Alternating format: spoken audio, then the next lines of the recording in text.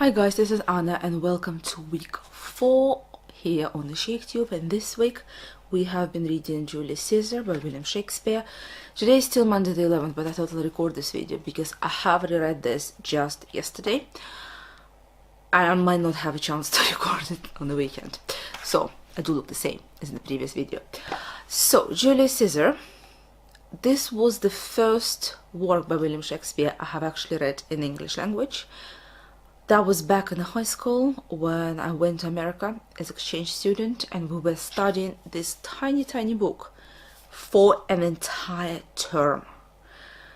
And that came to me as a huge shocker, because in Russia, even in War and Peace, you spend something like a maximum of 3 weeks and then you move on. No, this one took the entire term. My English was really poor. I was mostly doing English as a second language. But saying that, I think I still understood quite a lot from this book. I have not read it in Russian beforehand, so I was first time I've read it, and I've read it straight in English, and I still understood a lot of it.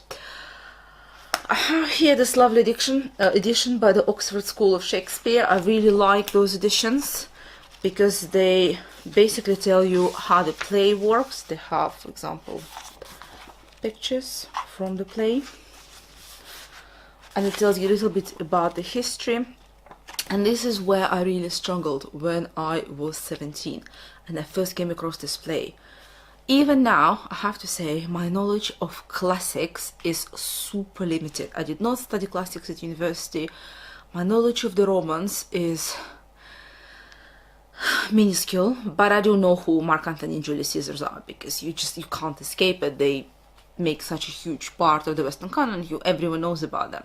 So what happens in this tiny play is you see the murder of Julius Caesar on the Ides of March, on the 15th of March, and you see the betrayal, in a way a betrayal, by Brutus, who is basically initially quite reticent. He's not really keen. He is a friend of Julius Caesar. He doesn't really want to kill him, but he's convinced over time that you might love Julius as a friend, you might really respect him as a friend, but as a leader, he might not be best for the Republic. And it's important to say that when William Shakespeare was writing his play, he based it heavily on Petrarch's work.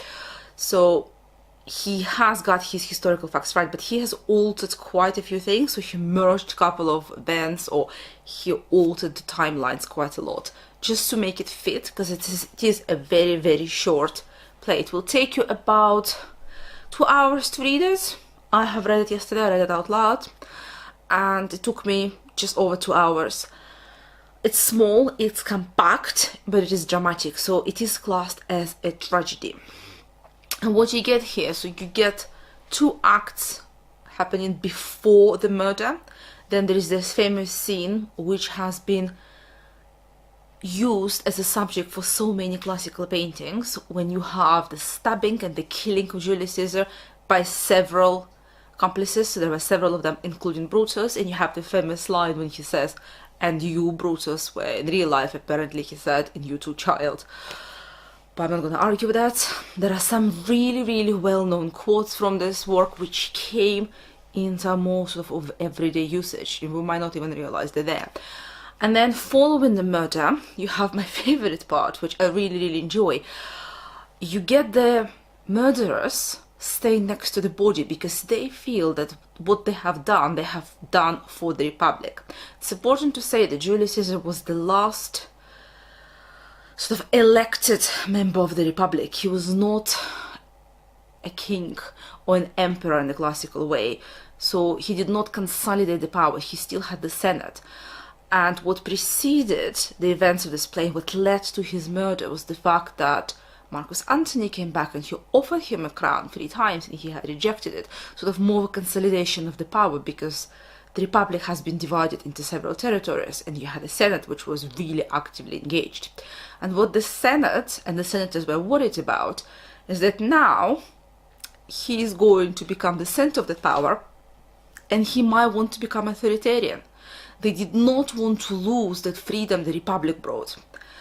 With the murder of Julius Caesar, you have this uncertainty period when you have a lot of wars.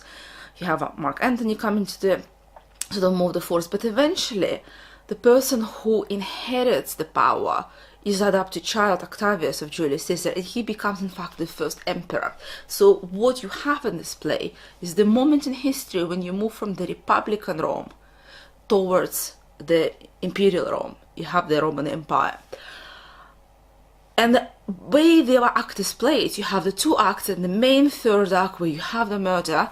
Then you have this important scene when Brutus and Mark Antony have a debate in front of the citizens of Rome, and they tell them the reasons to why one has committed the murder and the other one, Mark Antony, who was a supporter of Julius Caesar, is so upset by that murder. But the way it's written, it's fantastic. It's beautifully written. You can see how Kafka got inspired with his trial. You can see how Dostoevsky got inspired by this work. There's just so much utter psychology in it. It's absolutely beautiful. You have a very rational Brutus who comes in, and he just doesn't want his feelings to be known. He just explains it like some people would, very rational people. I've done it for that and that and that reason. I'm sorry it had to be done, but it had to be done. And then you have Mark Antony come in and completely command the crowd. It's very similar to, if you read War and Peace, the whole place when Moscow is about to be burned, just about the moment when the French are going to enter the Moscow, and the governor of Moscow finds this criminal and he just gives him to the crowd to kill, and he masterfully commands it, and then he loses it. So here it's a bit similar, but Mark Antony, he's this strong personality who is capable of commanding the crowd, and he has this speech which is just the whole play. If you don't like it, just read the speech when he does not want to criticize Brutus openly. He does not want to cast his own opinion, but he said, but he's an honest man. But he is Julius Caesar, who's done that and that and that and that, and he fed the poor, and he's done that for you, but he is Brutus, and he's an honest man, and he tells that, and he repeats that phrase, that Brutus is an honest man, probably about 7 to 10 times in that speech. It's just so well written psychologically. It's way ahead of its time. It is so modern.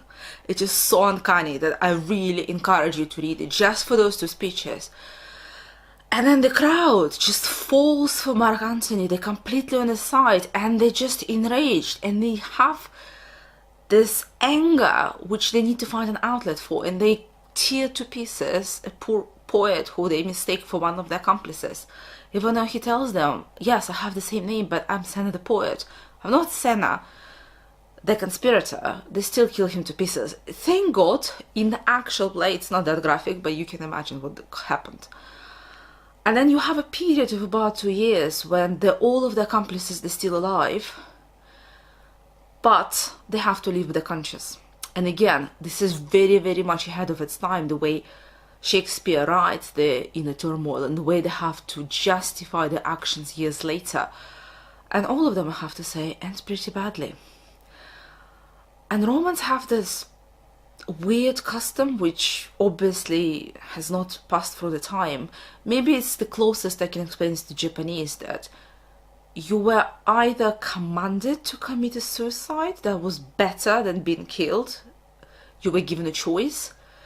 Maybe you were even given instructions of what to use for suicide, but if you were higher up and more respected, you had a choice of weapon to kill yourself. But basically Brutus kills himself by running head on onto his own sword with which he had slayed Julius Caesar. He chooses to end his life in that way. It's his own decision. Very similar to what kamikaze did. So instead of being taken by the enemy soldiers, they would open up his guts and commit suicide.